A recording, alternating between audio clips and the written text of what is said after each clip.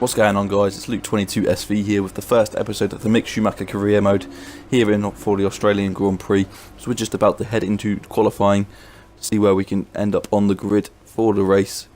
But before we do head into the qualifying, we're just going to have a look at what happened in practice because it was a shaky start to the career mode.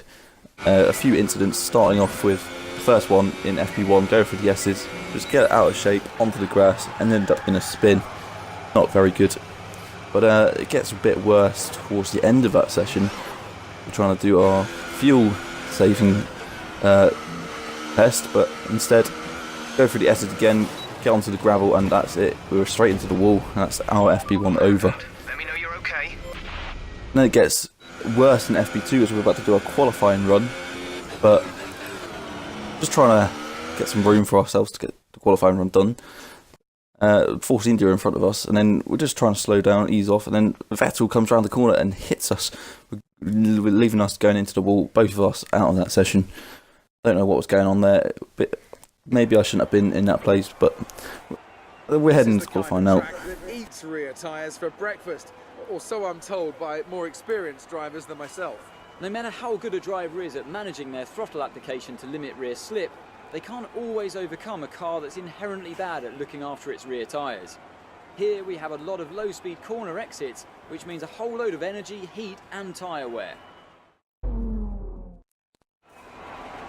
So here we are for the first qualifying session of the season of the career mode. About to head out onto track for our first run.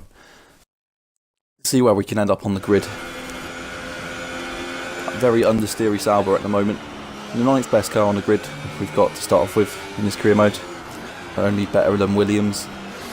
Trying to find ourselves another space. Hopefully Vettel doesn't run into us this time. He doesn't. For some reason we've caused a yellow flag. But here we go for the first lap of the qualifying session. Very understeery into the final corner as we come up onto the straight. DRS open. Going to turn one, we see that Bottas has just come out of the pit, so that's pretty much our lap ruined already.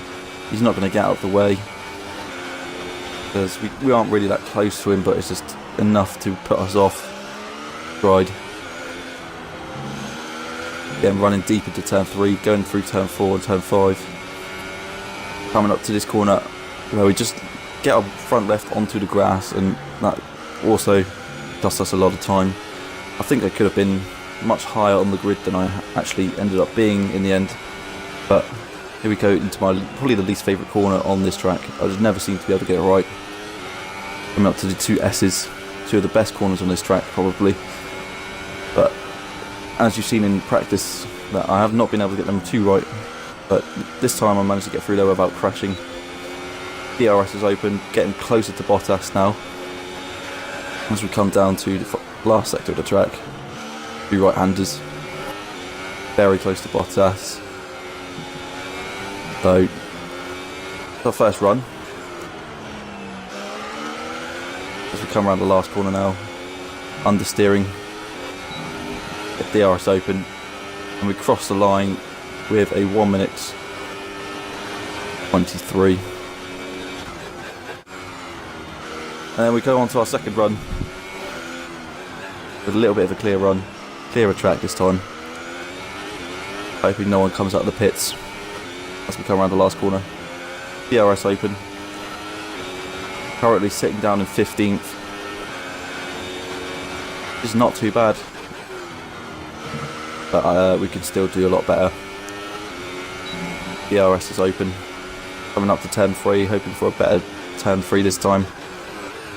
End up braking very early for some reason. There's not a lot of confidence in this car yet. So I'm used to driving a very OP Ferrari on my other career mode as we run wide again just from understeer. But this is very different to my Ferrari on my off-camera career mode. Again, we make a mistake coming into this corner. Seems to be our Achilles heel at the moment, along with every other corner on the track. But still, we're coming down to another corner that I get the front left off, and we just decide to cancel that one and just retire from the session because we're just going to use up too many tyres and I simply don't have enough tyres to use. So that ends us in P18 for the Australian Grand Prix. So qualifying is complete and we're all set for an exciting race tomorrow. Hamilton on pole, Vettel, Bottas. We're down in 18th, only ahead of the Williamses of Sergei Sorokin and Lance Stroll. But let's see what happens in the race. Make sure to join us again. New drivers, new cars and a new Formula One season.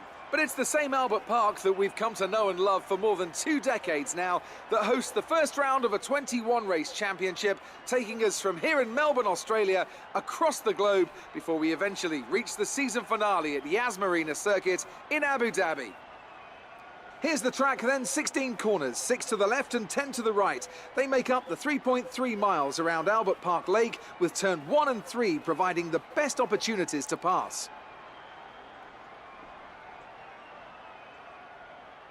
We have plenty of changes to the sport this year with the addition of new safety features, the return of France and Germany in an expanded 21 race calendar, and more tyre compounds than ever before. And of course, we have some big car manufacturers back in the sport too, with Alfa Romeo and Aston Martin returning as title sponsors for Sauber and Red Bull respectively. Joining me to take you through all the action of the 2018 Formula One season is Anthony Davidson. Great to have you with us. Thanks, Crofty. Always happy to be here. I'm looking forward to getting underway. Last year was Mercedes' 4th Constructors' title in a row, although for the first half of the season, it was absolutely neck and neck with the Ferraris. Hopefully this year we can see the chasing pack take that final step, as I'd love to see a championship contest all the way up to the final race in Abu Dhabi. Another story to keep an eye on is the relative performance of McLaren and Toro Rosso, who have exchanged power unit suppliers this year.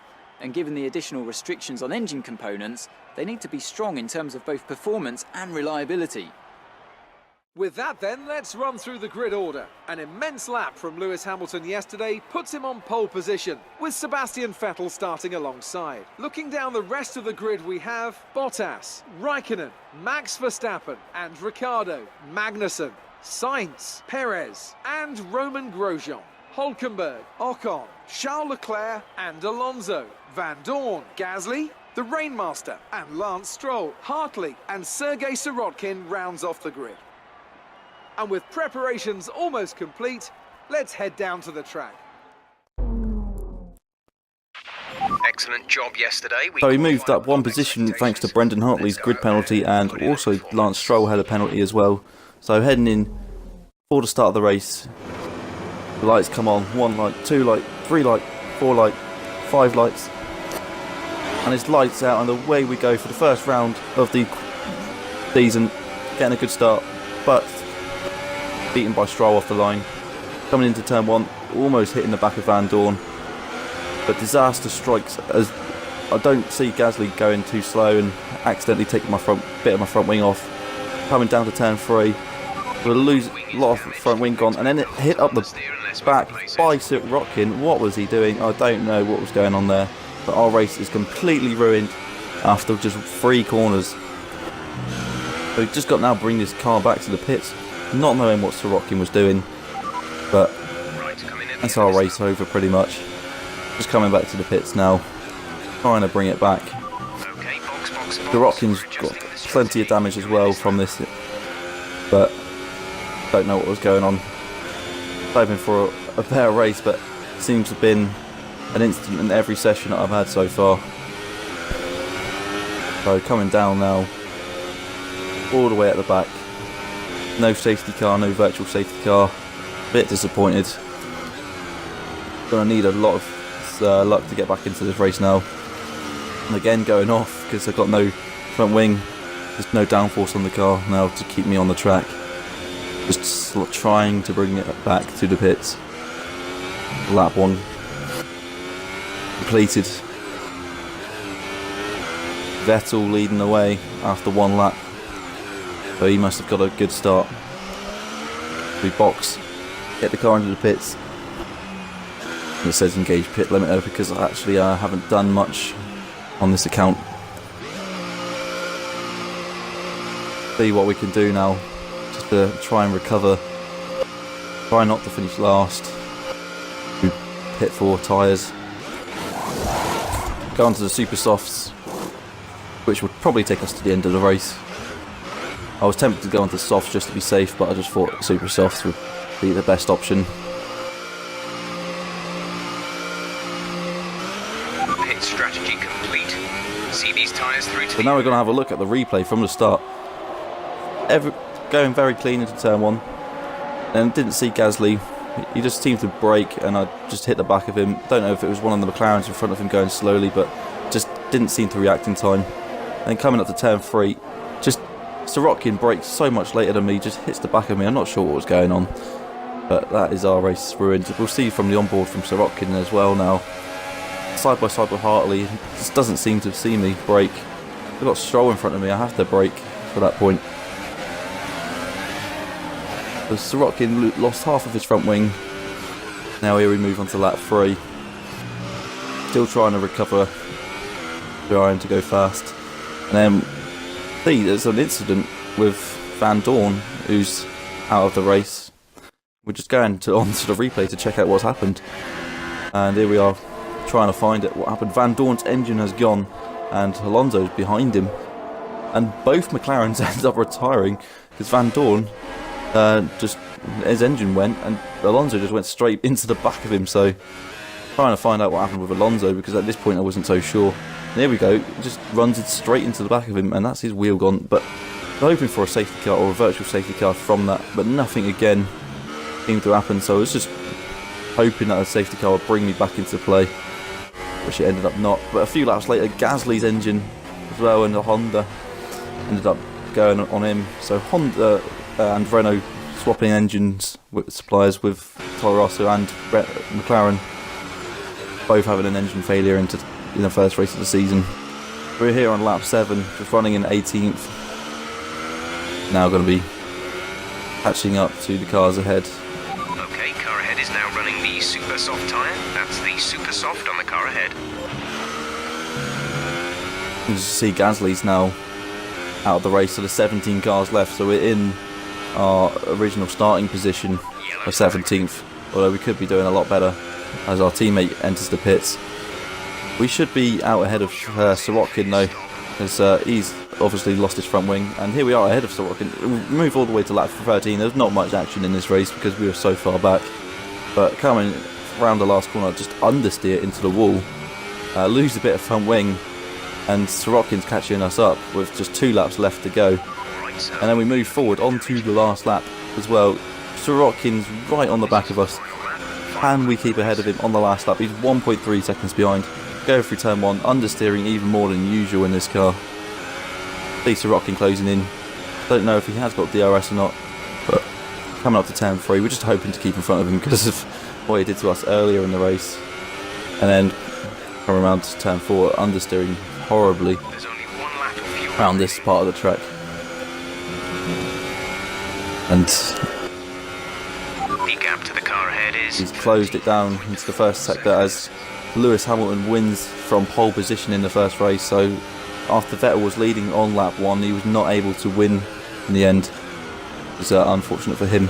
But again, coming round that corner, the rocking right on the back of us now. Is he going to be able to make a move into the S's? We'll find out now. Engineer is just talking about fuel whilst I'm trying to say 16th. Goes to the inside, and Sorokin again leaves us no room, almost puts us into the wall again. I don't know what Sorokin's on, but clearly he's a very mad Russian in this race. Come around the final corner. It's going to be 17th and basically the last place in our first race of the season. First race of the career mode. It can only really get better from here. So we just come around the last corner now, and that is going to be P17 for the first race.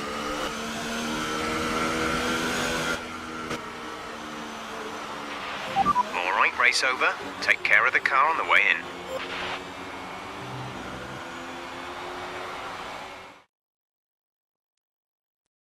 Guys, this is my first commentary video really. I haven't really commentated over any video, so I apologise for the rough edges. I'm hoping to just keep on improving. Hopefully it'll get better with time. But Toto Wolff is very happy there. Hamilton winning. Just what set them apart from the competition here. Very used to seeing that at the moment in real life. A large role in the outcome of this one. So as I say that, we can see the drivers coming out now to... Ended up being Raikkonen in second, so I don't know what happened to Vettel. He must have had a problem. But Bottas was third.